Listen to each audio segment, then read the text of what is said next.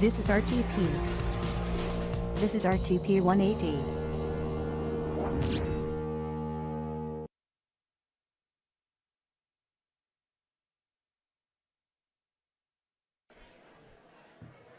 Welcome.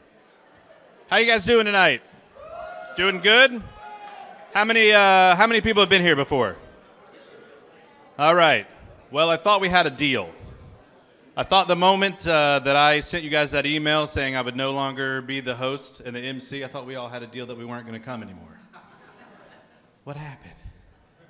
But I guess we're both here. So while we're here this evening, we should have a great time. For those who are here for the first time, where have you been the past 5 years? We've been doing this for 5 years. What's going on? I've been the host for almost all 5 of those years. We've really been doing it for about 48, 50 times. So I've been the host every single evening. Last fall, they called me and said, thank you. Thank you. One person appreciates that. Thank you. I got a phone call saying that obviously they wanted me to stay on and keep doing it, but they were going to start going bigger and better. No, I'm just kidding. They gave me the choice, obviously, to keep going, and at that time, my wife had just told me that we were going to have our firstborn.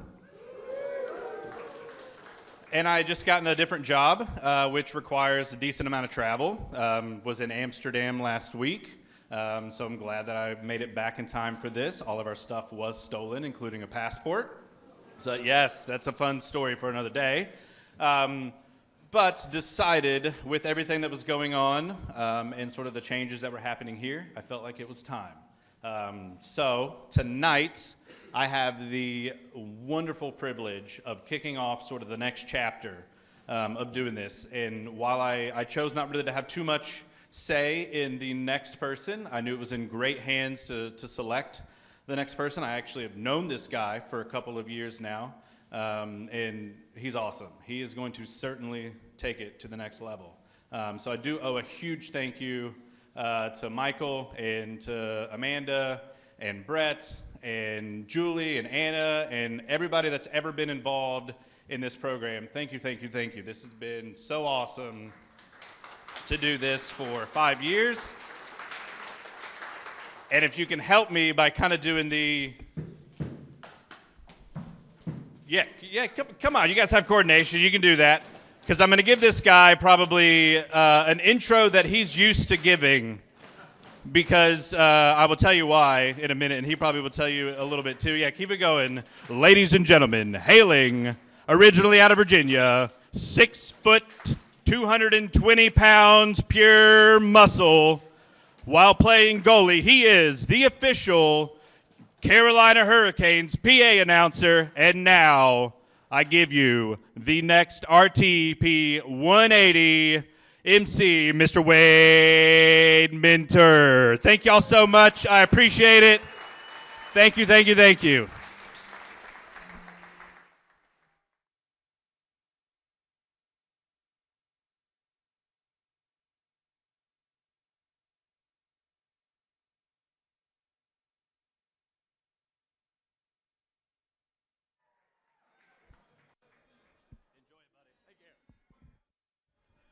Ladies and gentlemen, Will Hardison. Not gonna lie, I'm a little out of breath from that run up the... I play hockey, but not well, and I don't move a whole lot. So, pulse rate's going, and we're good. Okay, so I actually don't have the clicker with me, so I will look back there. Was so excited to get up here, I forgot something. But... as Will mentioned, my name is Wade Minter. I am the official public address announcer for your Carolina Hurricanes. That's assuming you have a Carolina Hurricanes. If you don't, please disregard that. So that's me. And that's me. I talk at tech conferences sometimes. And I'm a professional wrestling ring announcer. That's Fayetteville Street on 4th of July. And I play beer league hockey. And I do improv. And now I am thrilled and honored to be the new MC of RTP 180.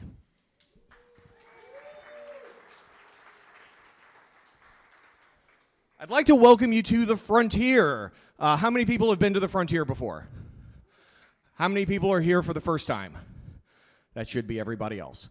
Who doesn't answer questions that involve raising your hands? It's called a paradox. You just broke the universe. Nice job, pal. There's always one in every crowd. But here at the RTP Frontier, it's a unique place here in the Triangle. Why is it a unique place? It is a free, everybody say, what? I know, co-working facility right here in the heart, or if not the heart, then at least the duodenum of Research Triangle Park. You can come here with no membership, no sign-in. Everybody say, really? I know. It's true, though. You can come in, work here, meet a great collaborative community. You can come rent meeting rooms for 2 hours or less and take care of your business here. It's a very collaborative space. There's no private offices. Normally, these chairs aren't here. Normally, they're desks. People are co-working. However, if you are interested in an office space, there's plenty available here in the park. You can email RTP or frontier@rtp.org for information on that. So, much like the immortal Humpty Hump, now that I've told you a little bit about myself, I'll tell you a little bit about this dance. So here at RTP 180, we're going to have 4 speakers here tonight. Each speaker gets 5 minutes. Not 4, not 6, 7 is right out. They get 5 minutes to speak on the topic. Now, normally, after the 5-minute time for each speaker, there's a Q&A session. However, we're doing something a little different this month. This month, we will have a 20-minute lightning panel. Everybody say, lightning panel? Lightning panel. I know, but we're going to have one. It's going to be right up here. We'll have chairs. We have solicited questions in advance.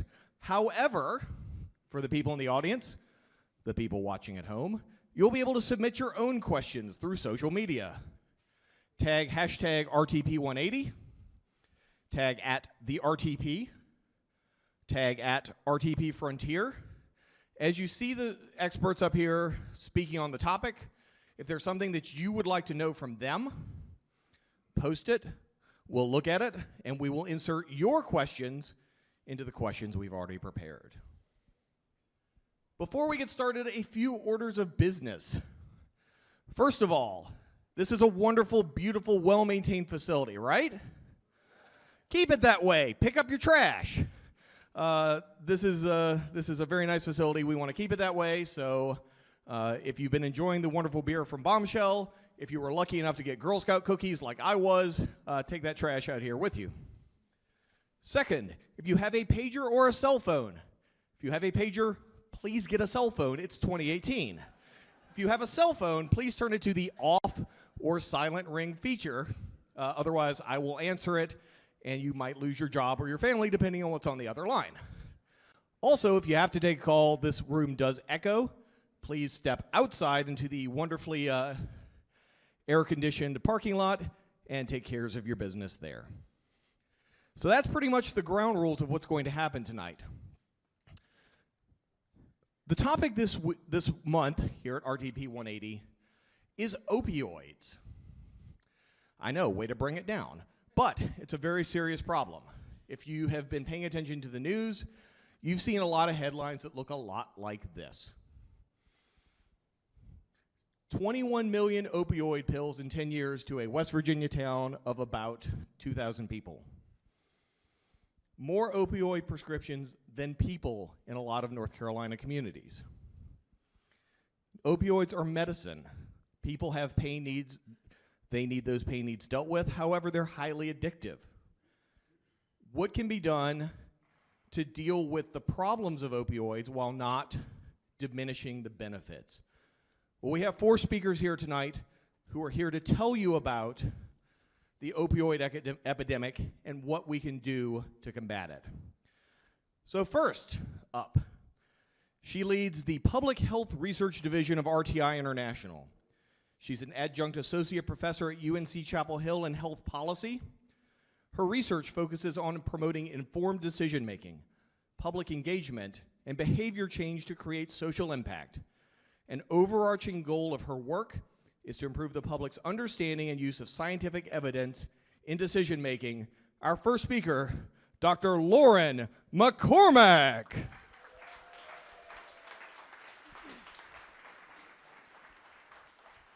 Thanks, Wade. It's a pleasure to be here tonight. As you heard, I'm very interested in promoting informed decision-making, and particularly in the area of opioids, there's been some gaps in the evidence. So this is why I'm very interested in this topic. So I'd like to start and thank the RTP180 for having this event. It's really great to have an event that focuses on issues that people care about and that are important to our state, and opioids are definitely one of those topics. So go ahead, the next slide. So I'm going to start with some sobering statistics. These are national data from various sources, and you might see some variation in the numbers because these numbers are changing regularly, and many of them are going in the upward direction. You see that statistics in terms of the number of people who are taking opioids, who have had their lives lost as a result of it, and also the economic impact, which are sizable. One of the things that I think it's important for us to keep in mind is what's going on right here at home. We lost 12,000 individuals to opioid overdose between the years of 1999 and 2016. And this is having a devastating impact on families and on communities, and it's overwhelming the healthcare system that frankly is largely unprepared to be able to deal with the volume of patients that it's seeing. A lot of doctors haven't been trained in the area of opioids, so that is a challenge for them as well. And patients don't have the information that they need. So why don't we go ahead and go to the next slide. And I'll just mention that opioids know no boundaries, where people are of all different ages, races, genders, economic status are being affected by this epidemic. Rural areas are hit particularly hard. And we know we have those in our state. The good news is that the awareness about opioids has increased. Lots of work in this area over the last year or two, recognition that we have a problem, and funding is starting to come. So that's really good, and I'm hoping that the research will follow. So a really important question is, do they work? And the answer is a complicated one. One answer is that when they're used as prescribed, opioids can reduce pain in some people. In some cases, they might lose their effectiveness over time, or they may not work at all. And that, in some cases, will result in people increasing their dosage or switching and trying something that might work for them. One of the things that's really important as we tackle this epidemic is that we keep in mind the need to balance that some people are genuinely benefiting from opioids, and we don't want to reduce or create barriers to their access to care. Balancing that with what we know that there is a possibility that people may misuse them, abuse them, or become addicted. So that is the challenge that we face. When you look at the literature and the evidence, there was a seminal study that was conducted a few years ago that many people reference. It's really well done study. It's a review of all other studies that are done, and it's done very rigorously. And that study concluded that the evidence is insufficient supporting the use of opioids for chronic pain over the long term. And the reason for that is because many of the studies were done and only looked at up to 6 months. And the studies had limitations. So more work is being done, and evidence is coming out all the time, so we need to continue to monitor that. Another key consideration that people need to keep in mind is that there are side effects. You may not get all these side effects. You're most likely to probably get the first one. But this is the kind of information that patients need to be talking to their doctors about, thinking about alternatives to opioids as well, knowing that exercise is an option and there are others. So this is what I'd like to see the conversations going on with patients and providers. Okay? All right, so that brings us to a study that we're very excited that we're just starting up. It's a 5-year study, $9 million. RTI is collaborating with Duke, Vanderbilt, and the University of North Carolina at Chapel Hill. It's an awesome team. We're a very collaborative group, and I'm really looking forward to working with folks on this over time. Okay, so this is a little bit more about the study. We are comparing 2 different options. The first one is called shared decision making, and essentially that focuses on educating both patients and providers, providing them information that they need, focuses also on the decisions that really weigh the preferences and values of patients and making sure that's included, and uses different kinds of decision aids and supports and tools. The second approach is what's called cognitive behavioral therapy. This is delivered in groups, which has some advantage where people are able to support each other. And we're looking at which one of these is going to be more effective. They both have evidence behind them, of course. And we're going to be including 1,000 patients. Each will go into one of the groups, and we're going to be supported by a patient advisory council. And one individual, Ms. Linda Cox, will be the patient representative and partner with us on that study. We're also supported by these groups. Okay, and I'm gonna wrap it up because I hear the dinging going on. I will put in a final plug for what's going on at the state level, a 7-point plan to address opioids that attacks it from both, from all different sides, including increasing treatment, supply, and demand issues. And then finally, you can see that there's also a lot of focus, which I really applaud the effort, on collecting data because we need to be able to make informed decisions and track what's happening over time. And I will conclude with the question and turn it over to my colleagues. What else needs to be done? And I guess we'll hear more about that tonight. Ladies and gentlemen, Dr. Lauren McCormack. I think for me, one of the biggest takeaways from Dr. McCormack's presentation was these are medicines that we know have long-term addictive tendencies, yet there hasn't been a long-term clinical study. That's an interesting point. If you find that an interesting point as well, or anything else that Dr. McCormack said, certainly post on social media, hashtag RTP180, tag at the RTP, tag at RTP Frontier. You can have your question answered by Dr. McCormack or any of our other experts in the lightning panel tonight. Speaking of population studies, we have a doctor from the University of North Carolina at Chapel Hill who has spent 16 years studying opioids. He studies population-level patterns of pain, addiction, and overdose. Our next speaker, Dr. Nabarun Dasgupta. Thank you. Good evening. Thanks for your interest in this topic. It's about time. And the roots of the opioid crisis in the United States are way deeper than the common narrative now suggests. In 1980, before half of you were born, maybe a third, the Jimmy White House was talking about how bad the opioid problem was. The number 2 most prescribed drug in the country at that time was an opioid called propoxyphene, which has been taken off the market since then. So when we talk about kind of the crisis we're in now, we should take a deep breath and remember that what we're facing, the problems we're trying to solve, are longer and have a longer history and are more intractable than the chronic pain that many of the patients have. So no serious conversation about drugs in America can happen unless we address race as part of that conversation. The roots of drug policy in the United States are fundamentally racist. Cannabis was made illegal to prevent Mexicans from who were coming into the country at that time, and it was a policy against them.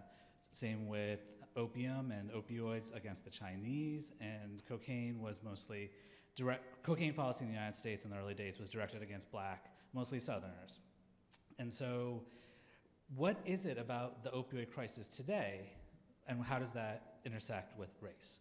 Well, there's been 2 kind of framing shifts that have happened that have made the concept of race really fascinating with opioids. The first is this narrative that the opioids are overprescribed and that doctors and pharmaceutical companies cause this problem. The other kind of the other end of the framing is that Addiction is a brain disease, right? So this is a phrase you've probably heard and internalized in your grant proposals. But basically that, it's a biochemical imbalance in the brain that can be treated just the same way that other physiological diseases can be. So what's interesting about those two framings, the start of why it happens and what to do at the end of it, is really a very big sea change from the way that we've talked about drugs in the last 20, 30 years. We've pathologized minority communities for turning to drugs for relief from pain, hopelessness, whatever it is, right? We've lived through the crack epidemic, methamphetamine, all these other drug panics that we've experienced have all framed it as a moral failing that you're using drugs. But now the conversation has changed. And I think this is probably for the better, but it's only for the better if we continue to apply that to every drug panic that happens over the rest of our lives, which I'm skeptical will happen. So with this framing of the opioid crisis being white, let's unpack that for a second. So what we know is that minorities, mostly blacks, have a lower chance of getting opioids for the same pain conditions that someone who's white may get. And pharmacies in communities that are predominantly black and inner city stock opioids much less in terms of volume, but also the types of opioids available. So in some ways, maybe, so there's about there's a differential in the rate of overdose deaths between blacks and whites, and the differential is closing very quickly. So on one hand, we know that black communities were getting opioids less, but there's a very fascinating observation in health, which is that whites tend to experience health, whites tend to experience trends in health first before the rest of the population, whether it's good or bad. Changes in obesity started going up in white populations before minority populations. Decreases in smoking went down in white communities before black communities. And you can extrapolate out from there. So what's happened in the last 3 years or so of the opioid crisis is that the difference in the rates of mortality have narrowed between whites and blacks. And this isn't to say that there are other minority groups out there, we might have noticed, but the data are very, very poor when it comes to anything other than our constructed black-white duality of race in the United States. Native Americans have a rate that is just as high as whites, but it's not perceived to be a Native American problem as much as a white problem, a suburban problem. These are new, how could a teacher, how could this policeman get addicted? They're a good part of the community. So we have to acknowledge these things. And when we design our studies, when we talk to our colleagues about, not just our colleagues, but our friends and families about opioids, we need to remember and understand whether we've internalized some of these racial declensions that have been around in our society for decades. Thank you. Thank you, Dr. Dasgupta. Really interesting things to think about. I know as a child of the 80s, when I grew up, say no to drugs didn't mean something like opioids. Opioids were medicine. That was a very different thing than the drugs Nancy Reagan was telling you to say no to. Yet the addiction is still there, yet it still grows. And as Dr. Dasgupta said, I think the general perception of opioid addiction is it's a rural white problem, but that's not necessarily the case as the addiction continues to grow. Interesting things for you to think about, probably some things that you haven't thought about, and you can hashtag RTP180, tag at the RTP, tag at RTP Frontier to get your questions in for the lightning panel if you'd like to hear Dr. Dasgupta or any of our other experts expound on that topic some more. So our next speaker, moving from the medical field to the treatment field. Our next speaker is an MSW, LCSWA, LCASA. Bingo.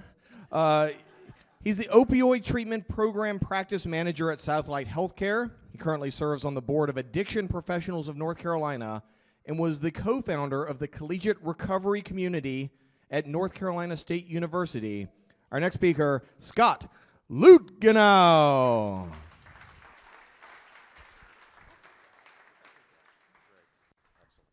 Thanks for having me. That was great. Thank you very much.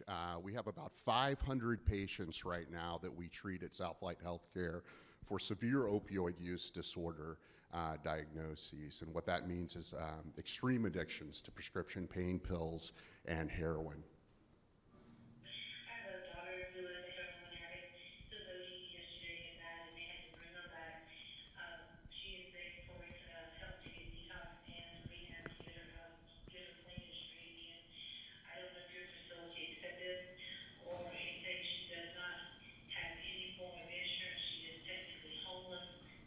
If there's any way you can help us, please give me a call back. Thank you. So this is the type of phone call that we receive from individuals suffering from addiction and their families every week at Southlight. Historically, folks with addiction issues have gotten a pretty bad rap. This is largely because the symptoms of substance use disorders look like bad behavior. It's difficult for folks unfamiliar with the brain science of addiction to know that these behaviors don't indicate an inherent badness in an individual. We put such a premium on free will and choice in our country that it creates a confusing dynamic for what amounts to a brain disorder that negatively impacts the behavior. And like Dr. Nab said, to make matters worse, there's a long and incestuous history of racism and in the way that we see individuals who use drugs. Already marginalized populations were blamed for the spread of drug use, despite this issue negatively impacting all races. The presence of mental illness also negatively impacts the population that we serve. So early childhood trauma, untreated depression, untreated anxiety, all negatively impact the folks that we work with. They increase the individual's likelihood of becoming addicted to substances, and they complicate the thought of any long-term recovery effort. And we know that the midbrain is responsible for the initiation of addiction. It's the survival part of our brain, and it handles the right here, right now, without us even thinking about it. So if an object enters our world before our frontal cortex has the ability to process it, the midbrain has the first crack at what to do with the object. So do we protect ourselves by killing? Do we eat the object out of hunger? Or do we dry hump a stuffed animal in the name of procreation? So the midbrain positions addiction. The midbrain positions addiction above everything else in the hierarchy of survival. So this explains why folks addicted to substances do such seemingly irrational things to procure and to use them. So folks much smarter than myself, like Dr. Nora Volko and Dr. George Koob from the Scripps Neuroscience Institute, have learned these developments over the past 10 years through massive advancements in the way that we're able to interpret brain imaging. So despite our current understanding of the issue, there were politicians put into place many years ago that began to treat addiction as if it was a criminal justice issue. And I'm talking about skyrocketing rates of incarceration due to the unprecedented expansion of the drug war. Treating the problem as a criminal justice issue instead of a public health catastrophe that it is hasn't worked. We're currently experiencing one of the highest incarceration rates in human history. Approximately 80% of our inmates have had a problem with substances. And these days, we know that an American dies every 16 minutes by overdose. That's about 90 deaths a day. And we know that 2017 was the second consecutive year where the number of Americans who died by overdose was higher than the number of American casualties throughout the entire Vietnam War. And despite our best efforts to train physicians and regulate prescribing practices, currently a quarter of all counties in the United States have more opioid prescriptions than people. And we know that opioids are so powerful that they change our brain chemistry. And it seems like a paradox, but there's a preponderance of evidence showing that the best way to treat severe opioid addictions is using opioids with medication-assisted treatment. And so how can that be? Buprenorphine and methadone, the two main opioid medications used in this modality of treatment, allow clients to stave off intense cravings and withdrawal symptoms. Simply put, this puts them in a position to have the ability to function without intoxication. So this means that they can re-engage in employment, act as fathers and mothers to their children, or start school and contribute to their community. That said, medication in and of itself isn't the answer. And we know that there's a sick irony in thinking that a pill is alone going to answer an addiction issue that often starts with a pill. And so I'll leave you with this point. Let's not make the same mistake that we've made over and over again in our society, attributing a person's behavior to their race, gender, or personality. We have a long and repeated history of being dead wrong. We're making the same mistake in our perception of folks who struggle with addiction. Thank you.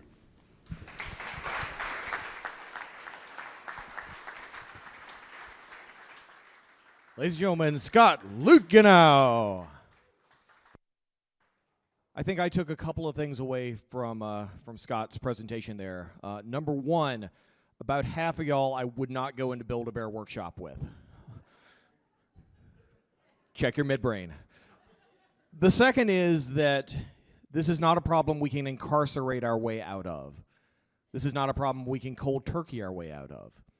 It's a complex problem. It's one that's going to have many modes of delivery if we are to truly stem this tide of 9 deaths a day. If we're 9-0, I was not a math major. Nor do I apparently listen. 90 deaths a day, which makes it even worse than what I just said.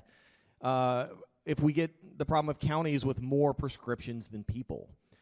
Now, there is a municipal angle to this as well. The cities that have to deal with these prescriptions, the cities have to deal with these people. And we have our final speaker of the evening, a civil engineer by training with a master's degree in business management.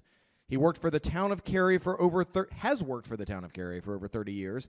He did, and he still does. He's a retired Air Force Reserve officer, married 36 years with 4 kids, 3 grandchildren. Our final speaker from the town of Cary, Mike Bajorek.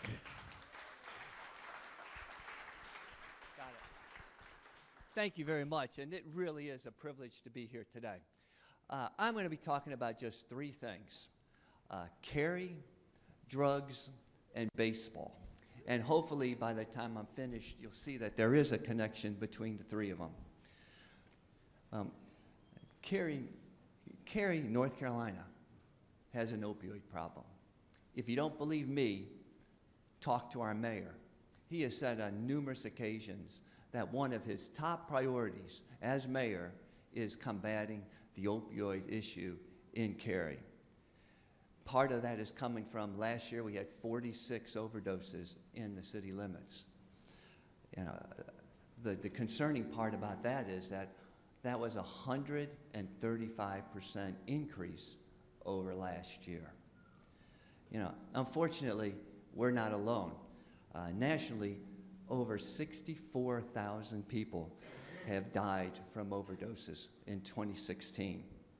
And closer to home, there are 4 out of the top 20 cities of misused opioids are right here in North Carolina.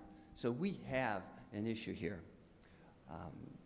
Now, and the problem is, when you look deeper, public health officials are really fighting this epidemic with their arm behind their back. Because when you look at the data sets that they are forced to use in developing programs, you see that they're reactive, number of overdose deaths. They're static. It takes 6 months to a year to get an autopsy to see what substance was responsible for the death. And then when you do get that, it's over a geographic area, and then we tell people, okay, go forth and develop programs. You know, it just makes it very difficult to develop dynamic, effective programs with this sort of data. So this is where, thanks. So this is where baseball comes into play. You know, 20 years ago, a guy named Billy Bean was a general manager for the Oakland Athletics. And he introduced data analytics to baseball. And it changed just about every aspect of baseball. we're working on a project that we hope will do the same for public health arena. Now, Cary is partnering with an MIT innovation spinoff that has developed a unique way to sample wastewater that yields, we can go to the next slide, that yields the number of doses per day per 1,000 people for the following substances. Now, you go to the next slide. Now, that's important, but just as important, their collection style has made it possible to collect it from smaller areas, places that have, maybe 4,000 to 5,000 people in it, and that we would know the unique boundary of where we were taking the sample from. So now we can go and throw demographics, because we know that. We can use social, economic, land use, and other parameters in addition to the chemical analysis to get a clear overall picture of what's going on in that particular area. And then you multiply that by 10, 15, 20 places around the state, and that's really something that people can use. The next one. So, there is a reason why my managers on baseball teams coach from the dugout as opposed to the Goodyear blimp. And Billy Beane was famous for saying that better data yields better insights, which means more wins. The vision that we have with our project that we're trying to implement is better data yields better insights, yields more lives saved. And final one. And now this comes to you and you in this room. Our goal is to place this data into some sort of open data platform where folks all over the country will be able to add, extract, and analyze to develop programs. Thing is, what platform? How will all this work? We are still working on just how this is going to come together. We haven't quite figured it out, but we could use your help. Together, I believe that we can really make a difference with this project and with this on the opioid epidemic, not just in Cary, not just in North Carolina, but around the country. So thank you for your time.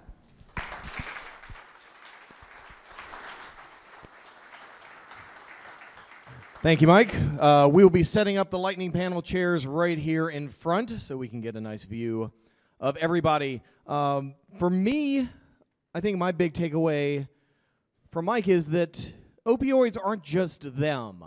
It's not the other. It's us. It's not Appalachia. It's Cary. It's not people we never meet. It's our own families. I know I've got people in my family who've been touched by opioid addiction. You may have as well. It's all of us, and we all have to work together to find a solution to this. Because the alternative of doing nothing is not going to lead to a very good result. So we have received a couple of questions in from social media. Thanks to everyone who put those in. We've selected a few of those. And we've got some pre-written questions. So I'd like to invite all of our panelists up here. Ladies and gentlemen, give a hand for our opioid panel.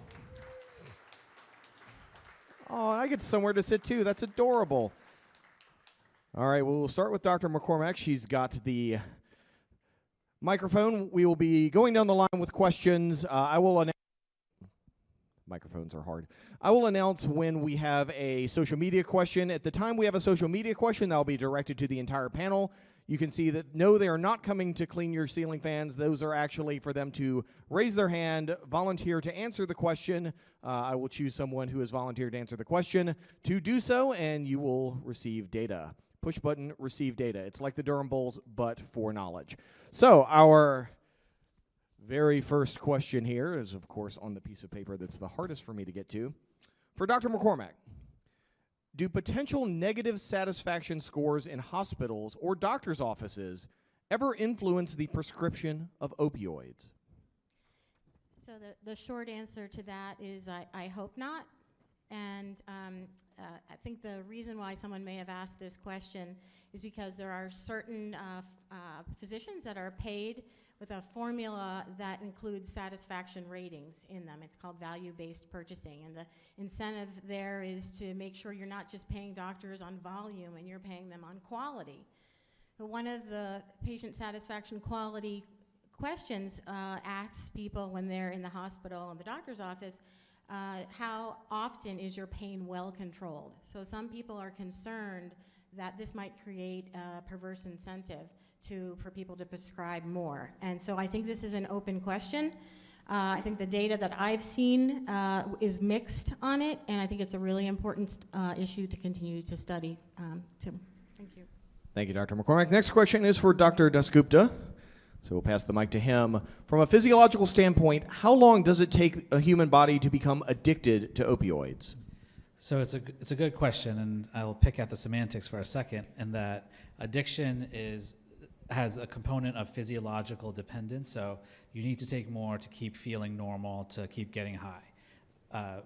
But addiction also has a component of doing other things to screw up your life. Whereas, so when people take opioids for pain and they take it, day after day, they will get that dependence. But if they're getting it and taking it as prescribed or close to that, they're not going to run into much problems. And so that process of building the tolerance can take a couple weeks. But in terms of the addiction, so the people who usually have mental illness and other kind of predisposing factors may try an opioid and really like it the first time, and they may quickly progress in a couple weeks to some sort of an addiction. But a lot of other people who take opioids for the first time hate it. So it's not a simple question. Yeah, I've had them for surgeries in the past. I despise them, but some people get addicted very, very quickly. Next question is for Mr. Luetgenau. How could someone tell if someone close to them is addicted or using opioids? Yeah, so much like he just said, a lot of the things that we see are those negative behaviors, and what that might look like is the consequences of addiction. So the person is spending inordinate amounts of money to procure drugs, money that they would spend on providing groceries for their children or rent or whatever that may look like. So there's a list of criteria that would show that. Folks that are here drinking bombshell beers tonight might not suffer the consequences of addiction, but if they continue to use, and if they didn't wake up in the morning and they couldn't make it to work and then they were calling in, that's when we start to see real issues, and that can compound and of course combined with the physiological component the doctor was talking about is when we really see addiction cement in individuals. Certainly. So the behavior is as big of a component as the actual amount of the drug that they're using. That's correct. Next question is for Mr. Bajorek. From a government perspective, how can the government and national public health services help local entities that are struggling with opioid epidemic? Well, if you look, North Carolina has a great strategic plan that they're trying to implement, and it's a kind of a 3 pillars. One is prevention, treatment, and recovery, and then law enforcement. You need all 3 of those things, and you probably won't hear a 35-year bureaucrat say, but money is not going to solve everything. Sam Quinones has written a great book, if you haven't read it, Dreamland, and it's the story of how opioids, the opioid epidemic got started. And he says that really what's going to resolve this is the community stepping in and taking responsibility for each other. And I really think that's the answer, is that we'll need all these other things, but we have to start looking out and taking care of each other. Excellent point. So we have a question that's come in through social media. This is our first social media question, so get your feather dusters ready. I will choose someone who has volunteered to answer this one to give us an answer. Real ultimate power, folks. So, from social media, what is the one thing that we can do now to educate others on opioids? Really? Really? All right, Mr. Bajorek. All right, we've got the feather duster, so we'll pass the mic to him. These are all long-term questions we've been asking. What can we do now? being the only person that doesn't have any initials behind your name, I can talk all I want over here, because what do I know? But I think it's a matter of talking to people. Talk to your kids, talk to your neighbors, talk to your friends, and try to understand what's going on. Opioids is the poster child for isolation, and I think that's where you get people involved. Dr. McCormack wants to weigh in as well, so we'll pass the mic down to her before we move on to our next scheduled question. I think that was a great answer, and part of the reason why I think that is because talking about it and being open about it is what's going to help reduce stigma, and that's what is part of the challenge. So I applaud your answer. Certainly true, certainly true. Dr. McCormack, you are next up for a scheduled question. What is the best way to dispose of prescribed opioids that you no longer need? Well, first of all, I would definitely recommend disposing of them in a responsible manner so that someone else doesn't find them and use them in an irresponsible manner. There are things called medicine take-back programs that are happening at various communities, and they are sponsored like by local law enforcement, and you can go to your pharmacy and drop them off, because some things really shouldn't be flushed. If you want specifics on this, you should go to the FDA website or the Food and Drug Administration or the DEA Drug Enforcement Association website. Excellent. Good advice for people who have opioids in your medicine cabinet. Dr. Dasgupta, there's a big supply chain from manufacturer of opioid to consumer of opioid. How are opioid prescriptions tracked between different hospitals and healthcare facilities during that life cycle? So if you're trying to find data for your projects on a local level, you can get data on prescriptions from electronic health records from local hospital chains. At a state level, you can get it from the Prescription Monitoring Program, which is an electronic database that prescribers access before they dispense the drug. And then on a national level, there's this fascinating switch in every pharmacy, in every retail pharmacy, which electronically captures the prescription that's being dispensed and actually captures kind of whether the insurance company is paying for it or not. So those data are aggregated to kind of paint the national picture, extrapolate from a big sample of hospitals. So those are the three kind of layers that are most readily accessed. Excellent. Mr. Luetgenau, next question for you. For those who have friends or relatives struggling, but those friends or relatives are not ready or willing to receive help, what can those who care about them do? What is that next step? Right. No, that's a good question. We get that a lot. What I would tell most folks is to be there for them when they are ready to make that decision. For a lot of the individuals that we work with, unfortunately, it takes some pretty harsh consequences before it gets to the point where they're ready. But something about human beings, whether we're addicted to a substance or not, we don't like being told what to do. It's called reactance, and we simply will do the opposite. Any of us that have parents know that. So with that, just being loving, being there, and being available, and trying to connect them to help, not enabling them, giving them money that might turn out to be financing their drug use, but being there for a hot meal, a phone call, and just being there. So that constant presence of support until the person's ready to take that next step. That's right. All right. Mr. Bajorek, how does or should a rural community in North Carolina deal with the opioid epidemic in their backyard? Okay, well, before I answer that question, I just want to put a plug for those of you that live in Cary. We do have a drug drop-off site right over at Town Hall. Feel free to come on, bring it over, no questions asked, and it's very easy. Cary is not necessarily a rural community, but from talking with my colleagues, there's several disadvantages that rural communities are having right now. There's fewer jobs. The jobs that are out there, in most instances, require probably more manual labor than others. And when you're working hard on jobs like that, you have a tendency to be injured or hurt on the job, which means you go to the doctor, which means you get drugs, which means you get, if you don't get better, you get more stronger drugs, and then the cycle just continues to go on. Now, one of the advantages that smaller communities have is that people know each other much, much better. And they take care of each other. There's an example of a program in Nashville, North Carolina, where the police chief has put out that says anybody that has a problem with opioid addiction, just come into the police department, no questions asked, and we will get you help. And there's examples of him buying bus tickets, two-way bus tickets to send them to treatment facilities all over the country so they can get help. And I think, that's, again, we got to take care of our own. Excellent point. We are all in this together. Social media question number 2. So get your feather dusters ready.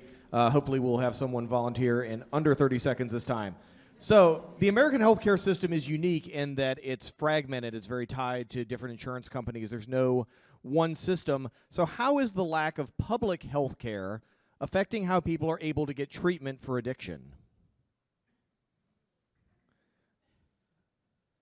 All right, Mr. Luetgenau. It's really bad. We've got some hard-hitting commentary here, folks. we have less and less people that are able to access quality care. With the Cures Act funds that came through the federal government, we've been able to get some people some real evidence-based practice, addiction treatment on a very real level. We can't possibly accommodate as many people who actually need treatment right now. We've got to do a lot more. Dr. Dasgupta. I think we're also hamstrung by federal laws in that our focus is on abstinence, getting clean, and stopping use altogether. When we know that addiction isn't something that people just fall into right away, it's a process that they step through. When you're trying to stop using, it's a process you step back through. So when people are trying to reduce their use, maybe just for the weekend, maybe to go to their kid's graduation, whatever it is, right? We should support them. We should celebrate any positive change that they want to make.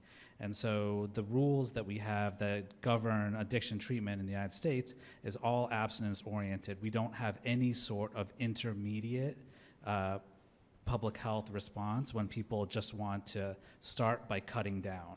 And I think that's a huge gap where if you have to wait until you're ready to go completely off, then you're just going to wait. You're not going to go into treatment. So I think that's a big gap that we have right now.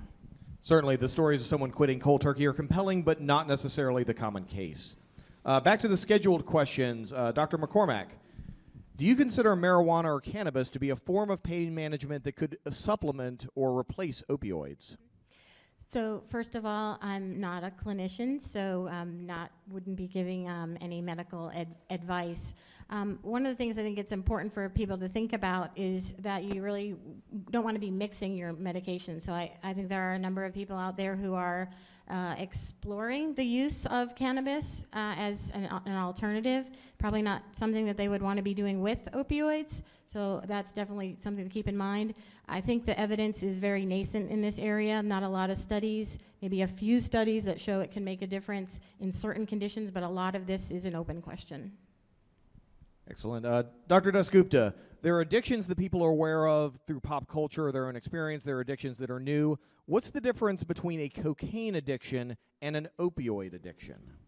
So there are two different drugs, and cocaine is something that's a stimulant and has a lot of reinforcing properties that work really quickly. Opioids tend to be more sedating and a little bit more dissociative, like I want to get away from the world. And so the people who tend to really like one or the other tend to have those kinds of personalities and other things that may predispose them. So cocaine addictions tend to look very chaotic, tend to look like people kind of using very quickly and needing it again. The duration of action for cocaine is much shorter in the span of minutes, whereas with opioids it can be in the span of hours. So there's all these things that combine. One very interesting study that was done in New York City is looking at overdose deaths and the effect of weather. So does weather change cocaine overdose? Is there a difference between cocaine overdose deaths and heroin overdose deaths because of the weather? And they found that there is a difference. With cocaine, in the summertime, people die more from cocaine overdoses because the physiologic load of dehydration, of kind of everything else that comes with a hot environment leads people to get into cardiac arrhythmias much quicker. Whereas an opioid overdose looks more like falling asleep. So not Pulp Fiction. That's probably the biggest problem with the public perception of the opioid crisis. Excellent. Mr. Luetgenau, what is being done to get through to kids on the subject of opioid addiction? How are we, or should we, be educating them if it's any different than adults? Yeah, I think we should be educating children. We're seeing some monies available for prevention efforts.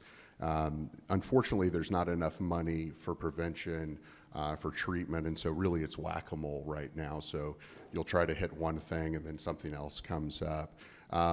It's interesting, you were talking about data analytics earlier. We're starting to look at kind of markers that would show us that folks might have a predisposition towards addiction, and these could be physiological markers or behavior markers, and how we can employ the use of teachers or nurses and folks that interface with children on an early level to see if they have those markers and put effective evidence-based practices in place, interventions in place that hopefully avoid the addiction issue altogether. Better use of data is certainly a theme that's been running throughout everyone's presentation here tonight.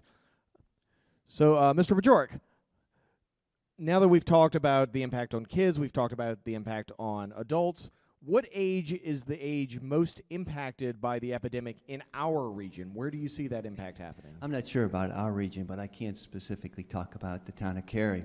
And in Cary, it's overwhelmingly white males, 21 to 35 years old. That's interesting. Follow-up question from me. I think the perception is that it might be something for older people. Did that surprise you that it skewed that young? And the real doctors can address this, but I don't think that's surprising at all in terms of you have kids get injured in sports, they're having trouble at school, and they start down this path. So social media question number 3. This is for the entire group. I see everyone's got their feather dusters ready. If there's someone who has struggled with an opioid addiction in the past, now opioid is medicine as well as an addictive substance, what treatments are available to them when they undergo a major surgery? All right, Dr. Dasgupta. So this is a super fascinating question because the entire opioid debate in the 1980s and early 90s was focused around exactly this. People with addictions, what happens? Can we safely treat them with opioids? So opioids can be used in an outpatient way, so it means you get it from your pharmacy, or it can be used with supervision. So there are ways to monitor more closely people who have had a history of addiction. There are specific molecules, opioid molecules that are less likely to trigger relapses, for lack of a better way to put it. So that can be used. In emergency settings, it should just be any opioid necessary. There isn't any specific kind of inhibition to getting the pain under control. So I think it depends on where, at the point of injury, post-op in the hospital, it can be something where the nurses are monitoring it more closely, and then after release from the hospital, it's a matter of the individual. That's interesting because as seen in my introduction, one of the worlds that I move in is professional wrestling. And professional wrestling, it's real. No, it's not. Professional wrestling, the wrestlers deal with a pain load that the average person would find intolerable, and you usually see one of two extremes. Either they get very addicted to opioids for that pain management, or they swear off of them, they don't touch them, and then when they have real medical needs, they can't deal with the pain because they're not going to take those. So I assume that that's something that's playing out in emergency rooms all over the country these days with people who have experienced it or been touched by it, not wanting to even touch the stuff because they've seen the ill effects of it.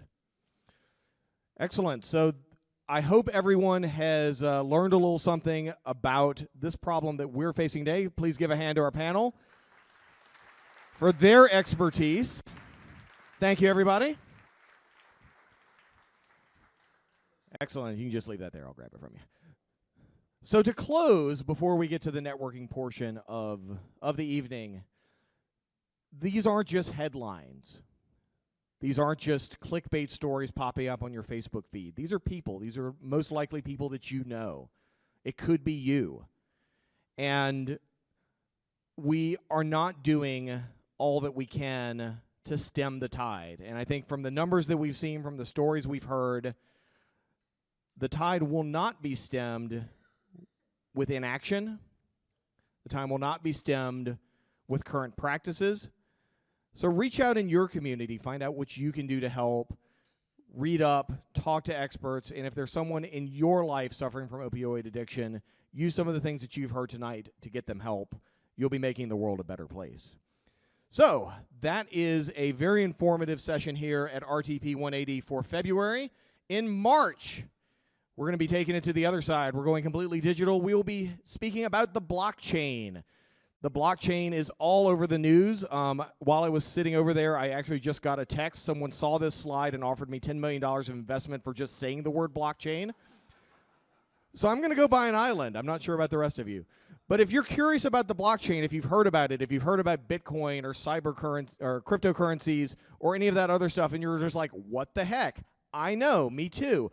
Come out here, same bat time, same bat station in March. You'll have a panel of experts telling you about the blockchain, what it means today, and what it could mean in the future.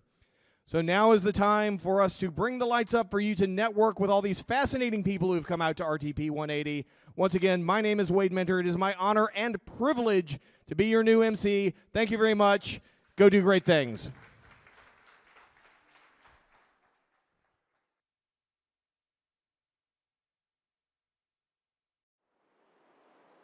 North Carolina Channel is made possible by the financial contributions of viewers like you who support the UNC-TV network.